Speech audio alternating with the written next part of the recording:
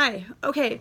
So, I was watching my videos on TV. This is Alex again, and he's dressed as Wreck-It Ralph. And I clearly haven't put makeup on after a shower.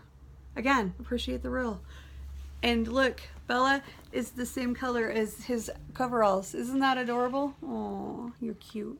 Okay, so, we're gonna. This size doesn't hide. I'm sorry. Sorry, but you like it. Okay, so I was watching on TV and I saw why Pacific Coast Island guy or whatever his name was wanted me to do horizontal because it works better on the TV. So I'm going to try to do that. I can't promise it all the time because I can't. I'm alone usually. But we are going to give you guys a debate of Civil War. Try. Right? We will try. Just so you know in advance, I'm right. Okay? Just so you know in advance. But Well, you're on the right side, just not on the right moral ground. I'm on the right moral ground. Okay, where do we come on Stark and Captain America on Civil War? Now, first, I'm going to give my opinion on both of them, okay? Captain America, obviously, I think, is a higher moral person. Stark is a complete narcissist. In fact, Stark is Robert Downey Jr. He's just playing himself. Again, why didn't Hollywood call me back? I played myself in that script. So, but in Civil War, Stark had the right. He was in the right. Really, Cap should have said, hey, Bucky killed your parents. He was obviously brainwashed. Let's find out who brainwashed him and kick his ass together. So they still could have been a team. So they didn't have to lose him as a friend. And I don't know. I'm right. Okay.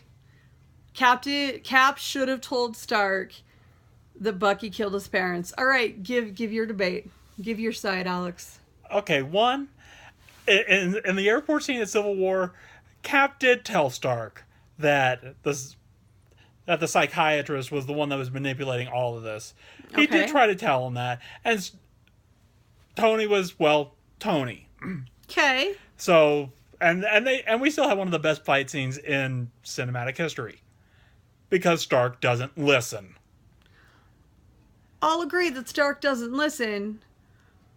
I mean, unless you're a hot redhead, yeah, you're not going to listen. I mean, remember in most of the Iron Man movies you see, it's always a cute female reporter that talks to him. But he still doesn't listen. Stark wouldn't have even listened to me. He just would have seen me for tits and ass, and I would have sent that video that I sent to all the guys who send me dick pics, the do you know how easy it would be to get laid video. No, otherwise he would have been married a long time ago. Or maybe been able to hold a stable relationship for a while. No. With anyone other than Jarvis. Alex, you've seen that video that I've done. Do you know how easy it would be to get laid? Treat us with a little bit of respect. A little bit. So Stark wouldn't have listened to me. I'm a hot redhead. He would not have listened to me. All he would have seen is... Well, Pepper Potts is a hot redhead, too. He doesn't listen to her. Yeah, because he can never figure out how his parents made it work. So I agree with Team Cap, you. Team Daddy issues. They all have daddy issues. Yeah, well, that's actually their unofficial team name. Yeah, well, mommy issues really fuck you up. So, anyway, just kidding. I didn't say that. Okay, so, but the point is, no, Stark doesn't listen, and I agree with you completely on that one. But if Captain had said in the beginning, hey, sit your ass down, I am talking to you, Bucky did it, yeah, the psychiatrist is behind it. Bucky did it. We have to get the psychiatrist.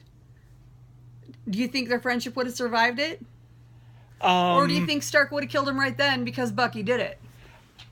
I'm going to say no because, for one, Cap spent 70 years in high school. Everyone he cared about he knew was either dead or near close. Except Bucky. Stark didn't even tell him Bucky was alive until the events of Winter Soldier.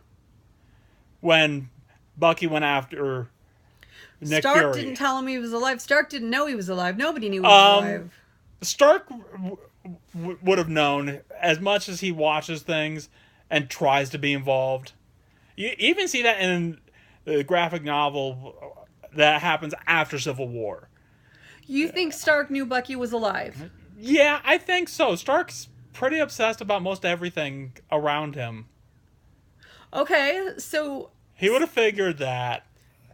so if Stark knew Bucky was alive, then why wouldn't he listen to him being like, "Hey, Bucky did it, but the psychiatrist was behind it. Let's get the psychiatrist." You don't you think that there would have been a fight right then and their friendship would have ended, or you think they would have together then gone for the psychiatrist and maintained their friendship? In the movie, the thing that splits them apart isn't the fact that even Cap telling Stark that, yeah, Bucky was the one that did your mom. It was the Accords that split the difference. Cap said in the beginning parts of Civil War, the safest hands are still our own. He even says to Stark, yeah, you chose to use your powers of making stuff for yourself to keep your stuff being used badly by other people. You chose to do that. Stark was going to take away that choice by signing the Accords. He agreed to be a puppet. A puppy in a very nice suit. Okay, that was the beginning of the break of their friendship, but the straw that broke the camel's back was Bucky. So, do you think that if Cap had told Stark at the beginning, "Hey, Bucky did it, let's get the psychiatrist," do you think Stark might have not signed the Accords? Do you think he might have realized, this is evil, this is pure evil, and I need to stick with my friends? Stark is not evil. He's not an idiot. Quit your whining. Stark is narcissistic, absolutely, but he does not have... Yeah, Black Widow says that about his personality assessment at the end of Iron Man 2. But here's the difference. He does not have narcissistic personality disorder like our current president. There is a difference, okay? One is an actual mental illness that it's terrifying, okay? And one is just being an asshole. Yeah, because what kind of guy can honestly say, we're mad scientists and not have a crazy bend? Right. Although he says that to Bruce Banner in, I think it's Age of Ultron. But just being an asshole, you can have an ounce of humility. You can learn a little bit. Stark has at least an ounce of humility once in a while. He gives... Yeah, about every 10,000 years. So. He gives Potts 11% of the building, right? That's an ounce of humility. Yeah, he did it because he thought he was going to die and wanted his building to be taken care of. So he left it to Pepper. Teachable. He's an asshole, but he's teachable. As long as you don't think he's teachable? No, I don't think he's teachable. There's a reason he got sent to pretty much every private school in the fictional Marvel universe. Yeah, if Thor had he went to taken MIT, that's not a private school. He graduated Sigma Cum Laude. Yeah, and I wonder how much Howard and whatever his wife's name, Maria, had to shell out to keep him there. You know he's a genius. You know that. Yeah, well, that's the only redeeming part he's got. So they talk about the power that he's got as a billionaire. MIT would want to keep him there because they want to attach their name to him. They know his potential at 17. Well, he's an asshole, but he's a teachable asshole. And plus, his father helped with the Manhattan Project. His father was probably one of the most of the who's in his time, and so of course they were going to follow his son. Right. No, he's not. In this Marvel. They did a fun comparison about cinematic Tony Stark versus Black Panther. We're not talking... Okay, in the Avengers, I don't mean the whole Marvel Universe. I apologize, I misspoke. In the Avengers, Howard Stark is probably one of the most influential rich daddies. Only because we don't know much about Black Panther's kids. Black Panther could look at Tony Stark and be like, "Oh, you're so poor." Well... I mean, Stark has billions. Black Panther, as King of Wakanda, his net worth isn't in the trillions. Well, you have to have a lot of money to be a superhero, which is why I will never be one.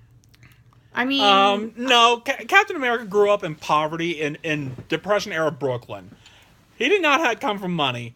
He came from a good heart, and he kept that heart, which is why he's an awesome super soldier.